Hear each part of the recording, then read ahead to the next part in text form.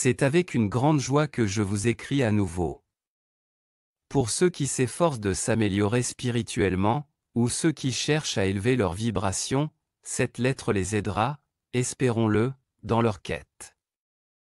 Devenir spirituel et apprendre sur l'esprit est un événement très important dans la vie d'une personne, car cela peut permettre à l'âme de ne jamais retourner sur le plan terrestre.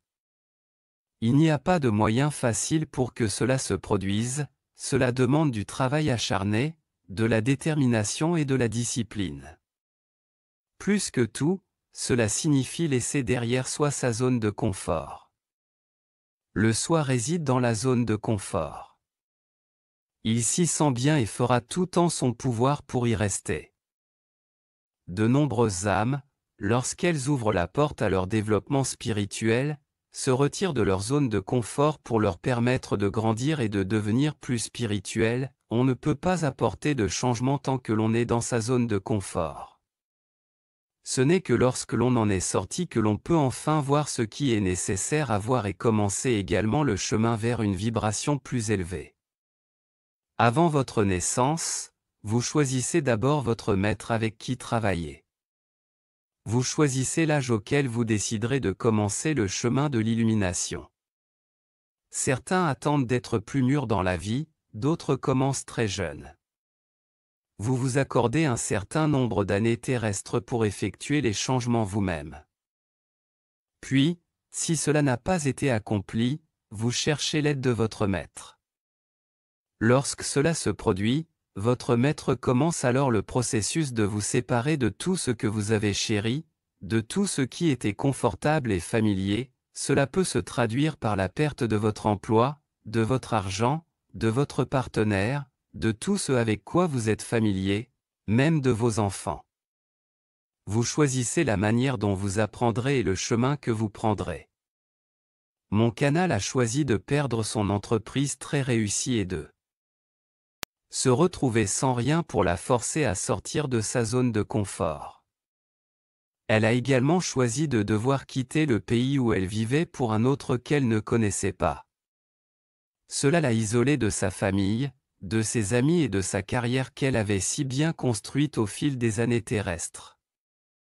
En faisant cela, elle a dû quitter sa zone de confort et recommencer, mais cette fois, avec nous, les maîtres ascensionnés pour lui enseigner une nouvelle manière, une meilleure manière. En faisant cela, elle a élevé sa vibration, affronté ses peurs qui, je peux vous le dire, étaient terribles, et elle est devenue une meilleure personne dans son cœur. Elle a beaucoup appris de cette expérience. Tout comme Peter Luke, son mari.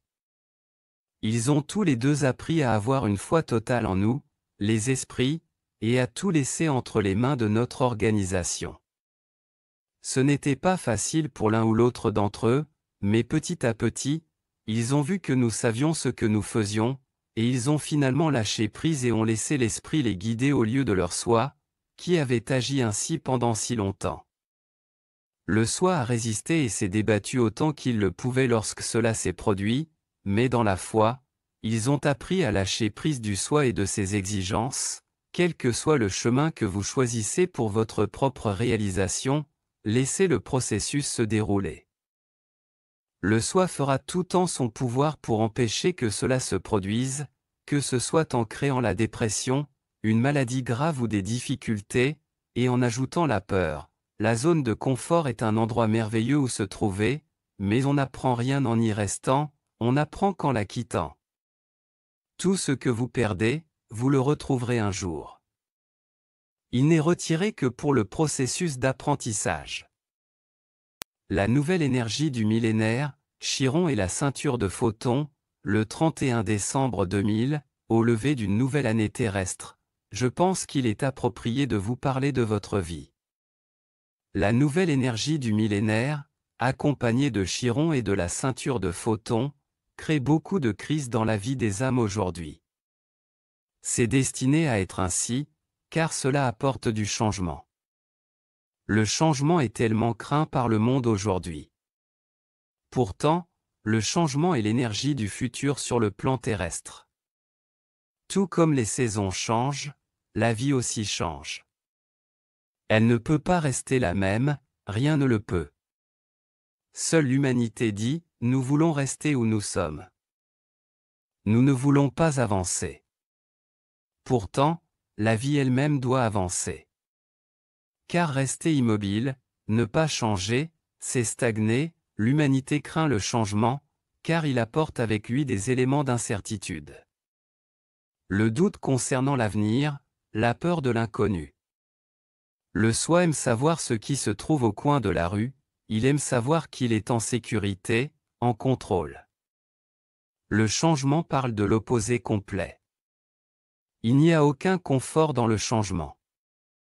Pourtant, le futur du plan terrestre est tout entier dans le changement. Pour beaucoup d'âmes, les prochaines années terrestres apporteront beaucoup de changements. Embrassez le changement, ne le craignez pas, considérez le changement comme une aventure qui attend d'être explorée.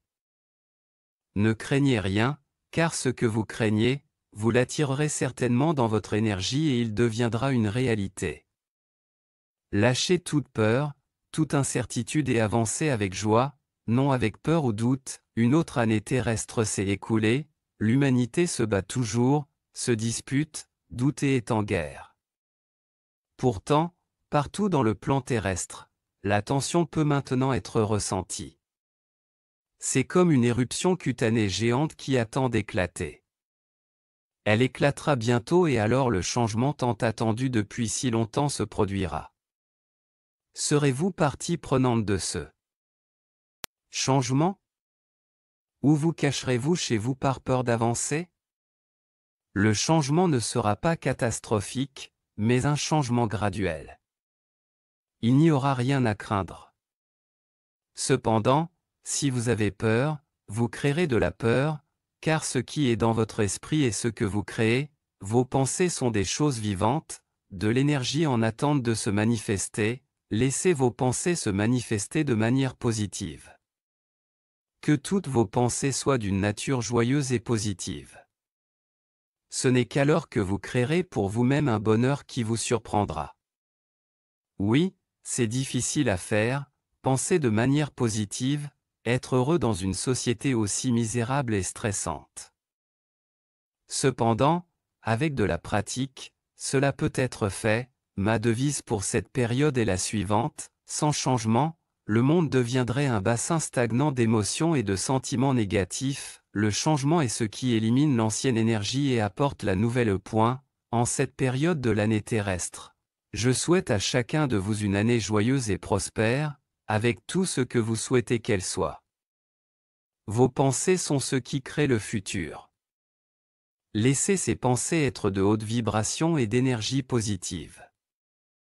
Message de Maitreya. Merci de partager.